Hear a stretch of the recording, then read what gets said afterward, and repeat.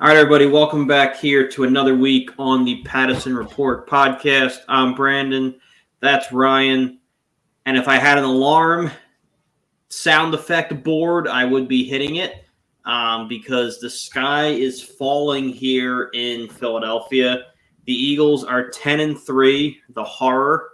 But no, for real. 10-3 is, a great record. If you looked out on the season at the beginning, if you told me we'd be 10-3 coming out of that gauntlet part of the schedule, and really after Seattle, they can kind of cruise a little bit. I mean, the Giants are playing better and all.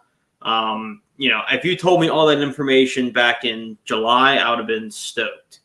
But if you watched the way this team's played this year, if you watched kind of the trend over the last 3 games, because the KC game, you narrowly escape. The Buffalo game, you play like complete shit the first half and pull together in the second. And you just kept wondering when the other shoe was going to drop. And then, boy, did it ever drop against San Francisco. You get embarrassed. The whole team goes, you know what? We need to get punched in the mouth. We're going to come back against Dallas. We're going to figure it out. The one thing you cannot do as a Philadelphia Eagle is get trounced by the Dallas Cowboys. And they got absolutely embarrassed from jump. So I'm in concerned mode. I'm bordering on panic mode, just looking at the way we lost. But where is your concern level at, Ryan? Oh my gosh, I think it's like an 8.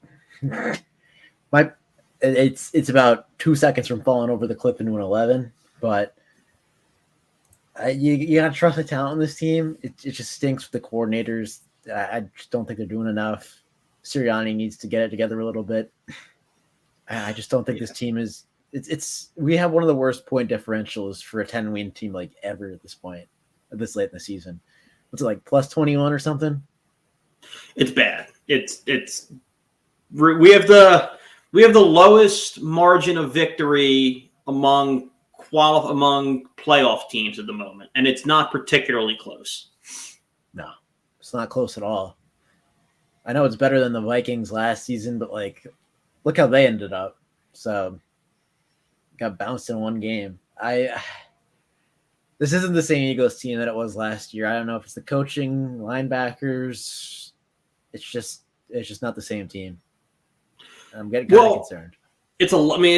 It's like I said, the linebackers. I don't think people appreciated TJ Edwards nearly enough. He was the glue of that linebacker room. Kaiser White got, I think a lot of crap for not being a difference maker, quote unquote, but he was solid all the time. So losing those two guys absolutely hurt. I was a big proponent of bringing back Slay and Bradbury. I still think you make that move, even in hindsight. But you have an aging secondary. You lose C.J. Gardner-Johnson over, as it turns out to be, something that's, kind of petty because he still took a very small deal to go to Detroit. And you can't help but think what his ball hawking skills would do for this defense right now.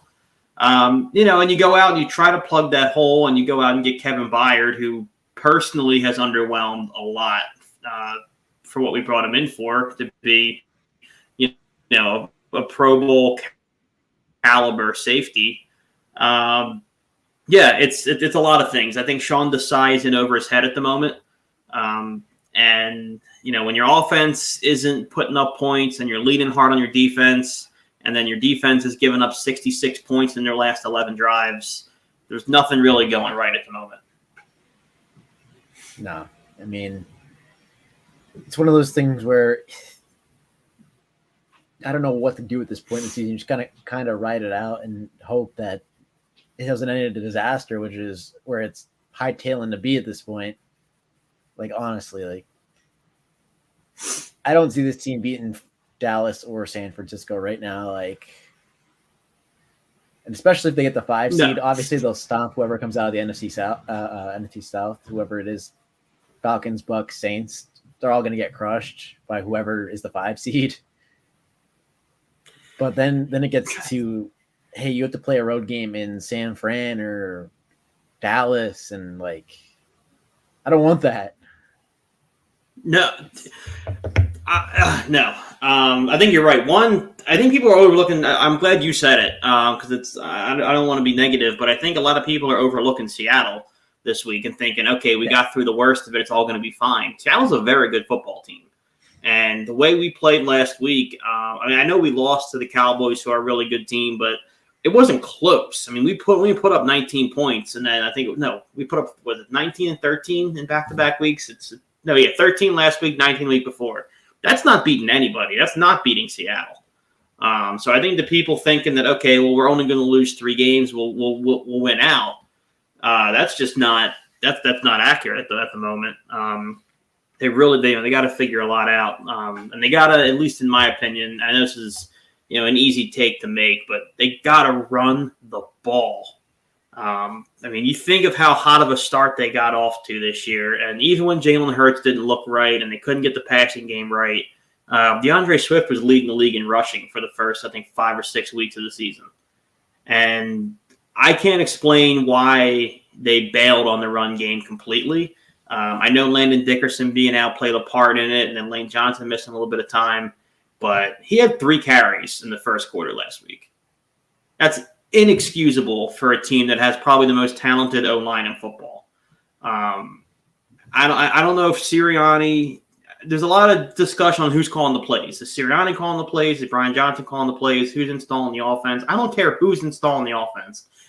They need to run the football, play action off the run game, get back to doing the RPOs from last year. It just seems such an easy fix, and I don't understand why they're not making it.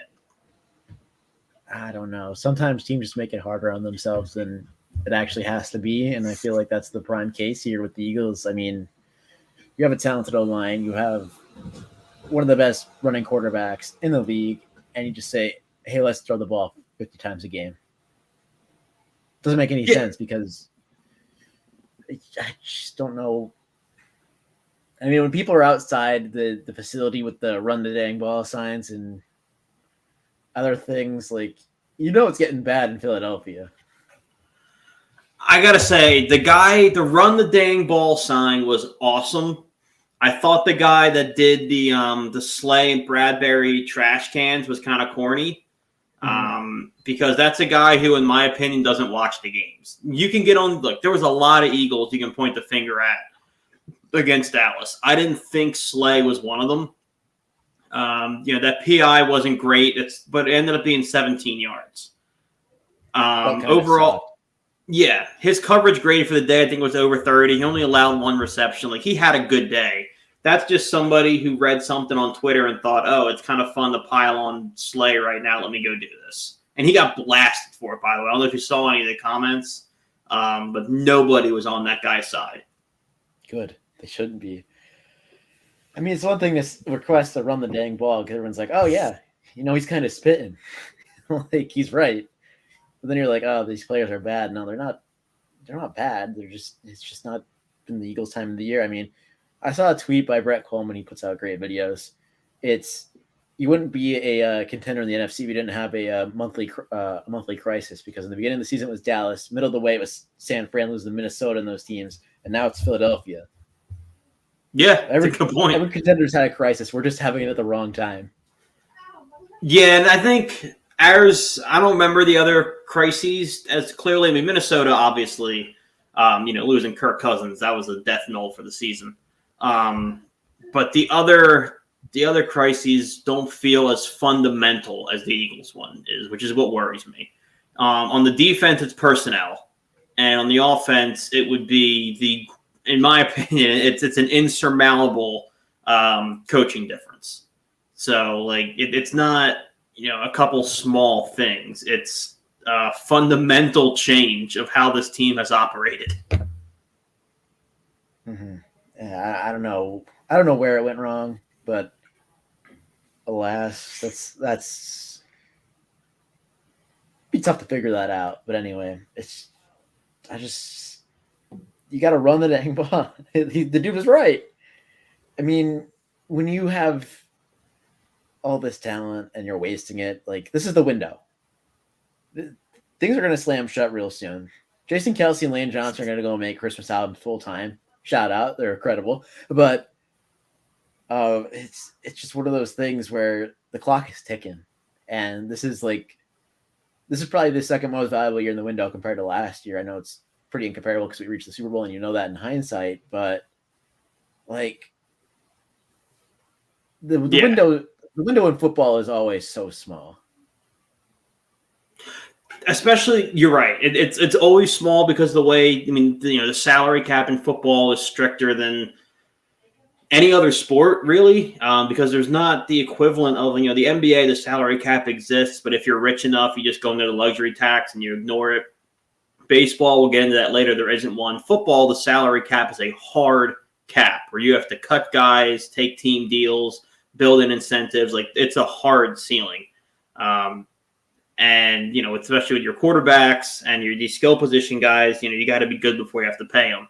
But in our case, it's even more tight because this is probably Kelsey's last season. It's going to be BG's last season, although he's still playing phenomenal. I thought it was going to be Cox's last season, but the way he's playing, I'd be perfectly okay bringing Cox back next year. He has probably been our most efficient D lineman, not named Jalen Carter. Lane Johnson's another year. Like, we're an old team. We are an old football team. So, and Jalen's money's deferred for a little while, but that's going to hit. You're going to have to pay Smitty. We got a lot of bills coming due. So it feels like this season. After the season, isn't he? What's up? Someone Reddick's up after the season, isn't he? Yes. 3 for like 48 or something like that. 3, yeah. So we have one more year. But again, that's your. So I think he and Smitty come due the same time. That's going to be an expensive offseason. That's also, I believe, when Hurts' extension kicks in next season. So he'll be making more. It's cheap, isn't it? Yeah, we got to win this thing now. And I just don't think we have the coaching staff to do it. That's not to say they're not going to be good coaches, but having 2 first-time coordinators is really proven to be an issue. Yeah, I mean, it really brought this team down. I mean, I know the noise was with Big Fangio over the offseason because he was a consultant for the Super Bowl and whatnot. Then he went to Miami, and then, I mean, honestly, if I'm Philadelphia, I don't know what Frank Reich's doing right now. Is he on the couch collecting his 2 NFL contract money? Frank, hello. Frank, we need Frank back. Like, I know he wasn't like the magic man that we all thought he was, but like, he's still going to be a significant upgrade over our offensive coordinator. So, well, we did that. What was it? Was it last year or the year prior? We did it with Vic Fangio came in as a special advisor. Last year. Why can't we run that back with Frank Reich? Just have him be a special advisor to Brian Johnson and tell him how to stop fucking up. Have him be a special advisor and have him take his job in the offseason. Yeah, I mean, that's what we all wanted Vic Fangio to take Gannon's position, but if I remember correctly, Gannon drug his feet too long on leaving and Fangio signed elsewhere. I don't know if he drug his feet too long on leaving or he just played the organization because like we had that draft pick for the tampering. Yeah, you're right. So I think it might have been he might have just played his cards a certain way. I don't know. I mean, it's blatantly obvious that rookie head coaches, or not head coaches, offensive and defensive coordinator, it's showing. Like, I know the players aren't playing the greatest, but good coaching can kind of elevate your players a little bit, and there's absolutely none of that going on. It definitely does. Look back at our 27 our Super Bowl team. I would argue last year's team was significantly more talented than that one. This year's team probably is more talented than that one. But they had they had a dream team coaching staff. Jim Schwartz we're going to hate somebody in this city no matter what. Jim Schwartz got way too much hate for orchestrating a really good defense that year. And then Frank Reich, Frank Reich was a maestro at that offense. But that wasn't an extremely talented football team. They were just coached really well. And, I thought last year's team, with the exception of, Jonathan Gannon losing focus, once he thought he had the Cardinal job. But, he got a lot of hate during the year, and he definitely frustrated me from time to time. But we had a top 5 defense last year, regardless of how ugly it was at times. And when you lose that, and you lose a brilliant offensive mind in Shane Steichen, and you don't replace them with experienced coordinators, we should have seen this coming at some point. I think it's just kind of shitty that it took so long. Yeah, the talent on the team was covering up the coaching, honestly. You're absolutely right. They're beating up on the lower teams. They got a win against Dallas the first time, like barely, it feels like. Same with Buffalo, same with Kansas City. Like this team could be way worse than it is right now. We just had a couple of lucky bounces go our way, which so did the Vikings that season. They did have a couple incredible comebacks, but they had a couple bounces go their way, and they're like, "Oh, we're in the playoffs now." And then Danny Dimes came in and beat them. So, like, I'm trying to think. I would say the only triumphant wins that I still feel really good about, we soundly beat Miami from start to finish. So you feel pretty good about that. What's up? Is Miami good though? Like I ask myself that question every day. They're talented but flawed. I mean, they're crazy talented, but they lose focus. Like they don't have a quality win. Like I don't think on the season. No, they just lost. They just lost to Tennessee. Yeah, that was ridiculous. That whole game was just a fever dream. Hold on. I want to. Holy moly! I don't know if you're watching. I unfortunately cannot because my TV's behind me. And I promise we'll get back to Philadelphia sports here in a second. But the Chargers are getting absolutely boat raced right now by the Raiders. It's 21-0 in the second. Gotta fire Brandon Staley, right? Yeah. Should have fired him a long time ago. Should have fired him after that Vegas game the first time, and when it went to overtime, and he didn't took the timeout or whatever. Yeah. Oh God. Yeah, I know exactly the one you're talking. Yes. Dude's wasting Herbert, but anyway.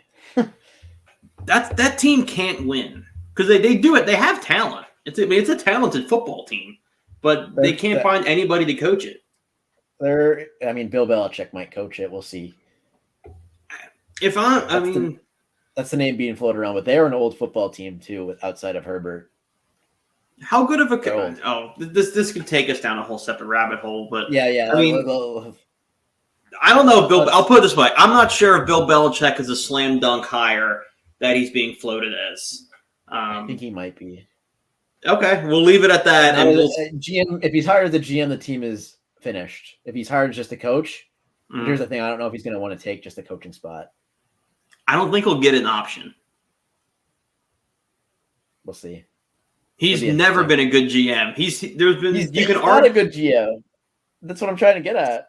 That's what I'm saying. But other teams are going to look at that and go, well, you've never been a good GM, and he's been a good coach. He's not, he's won that many Super Bowls, not only being a bad coach, but absolutely inflated a little bit by probably the best quarterback of all time.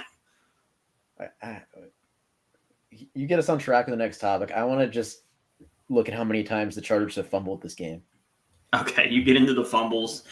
We've taken a couple of weeks off of talking about the Sixers because early basketball season doesn't really mean a whole lot, and we were kind of out on the tournament. But I want to kind of get your opinion on what the Sixers' ceiling is this season, because I'm seeing a lot of reports of different stars that we have to go chase, and the Sixers are in on Levine. At one point we were in on Caruso, which I thought was bizarre. We're being linked to these different stars that we all we have to go out and rebuild a big three and build another big three.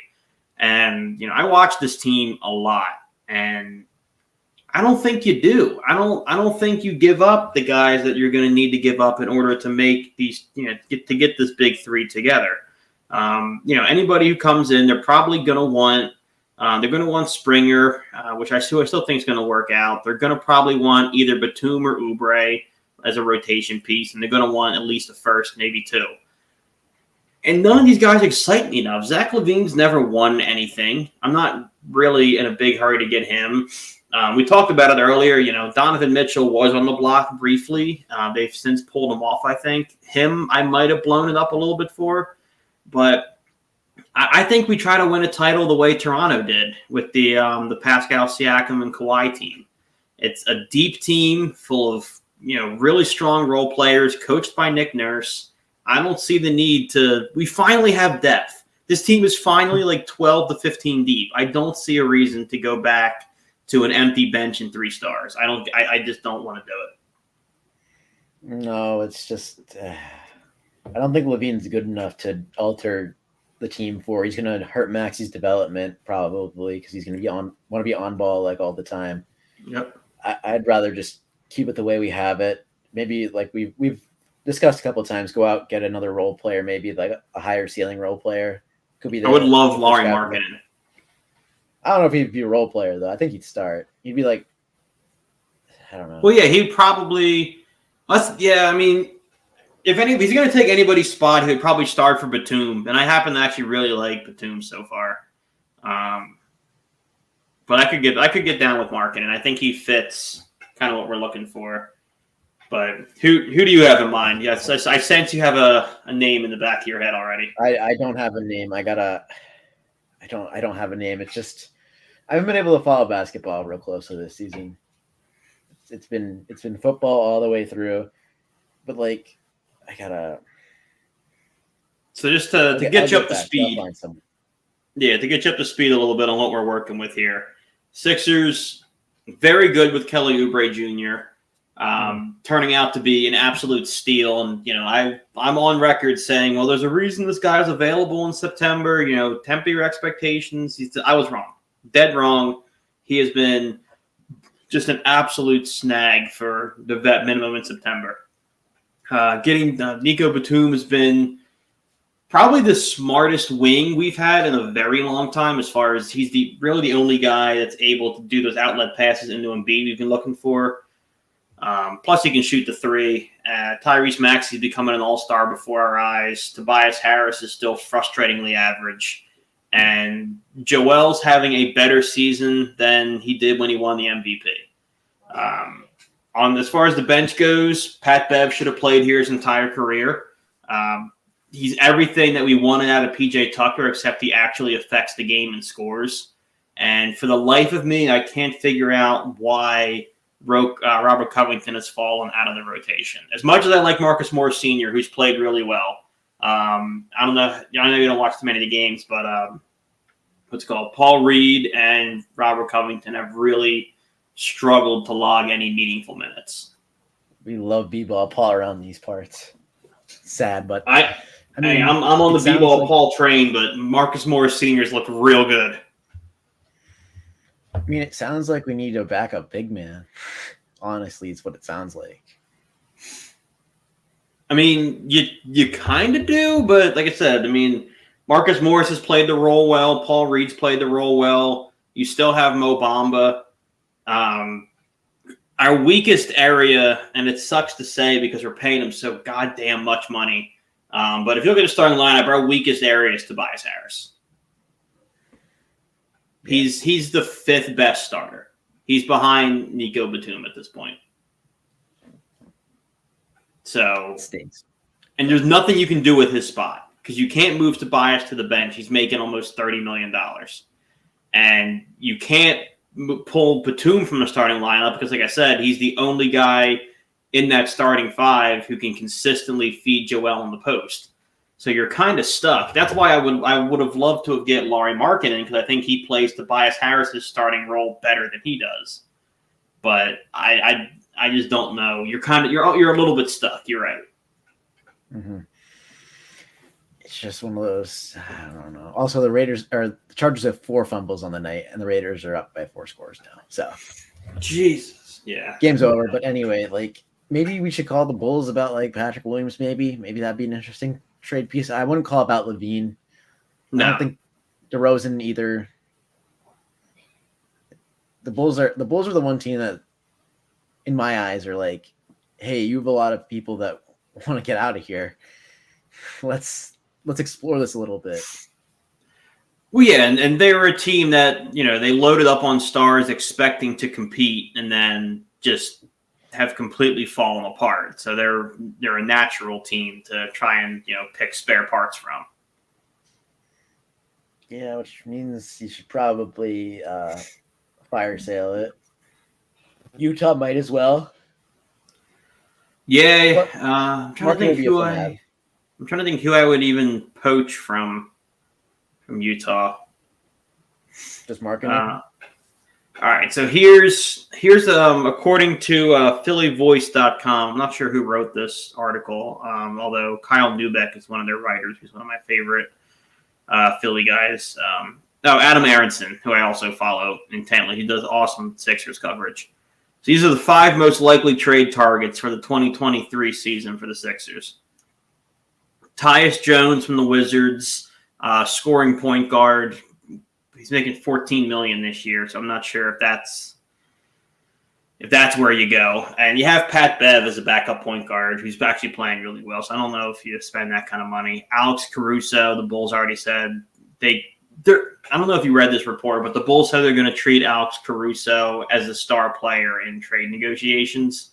So they want like a king's ransom in return. He's a role player on every other competing team. So you can, in my opinion, you cross that one right out. The one that's fun, who it seems like is linked to the Sixers every season, is Buddy Hield. I don't know if we ever get him at this point. I'd love to have him. No, the Pacers, they almost won the in-season tournament. Like, they look decent. Yeah, they've overperformed. They're not going to compete or anything, but like maybe they want to keep that together for Halliburton. Like, he's an animal. And the only other one is, there's Monte Morris and Kelly Olynyk are the 2 remaining options. Unless we're able to get either one for some bottom of the bench guys and picks, I'm kind of good on both of those. Yeah, So I agree. No reason to make a splash. That's what got you in this situation in the first place. I'm glad we agree on that one. But one team made a historic, world-shattering, stop the rotation on its axis kind of splash. And that is when the Dodgers committed tax frauds and signed Shohei Ohtani to a $700 million contract in which, 90% of it is deferred until after his playing career ends. And everybody has told me that somehow that's legal. It's legal, and it's the best move for Ohtani because he doesn't have to pay Cali taxes, and he'll be able to take taxes wherever he lives. He'll move back. Exactly. Yeah, it's brilliant. I mean, on his part, it's brilliant.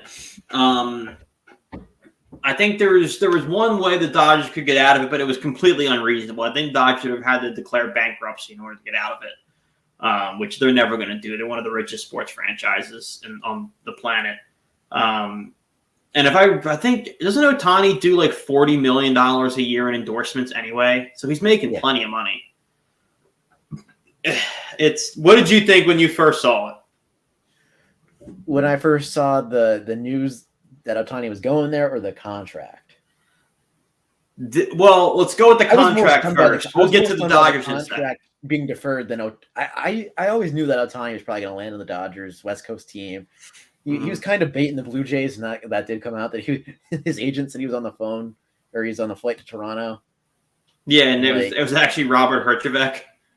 It's just one of those things where the agent played a great hand, and the Giants also had that offer out as well, 10 for $700. It was a lot of the deferred money as well. Just I guess no one wants to play for the Giants. Don't blame them, but I'm stunned, but not stunned at all that Ohtani went to the Dodgers and trying to get a ring.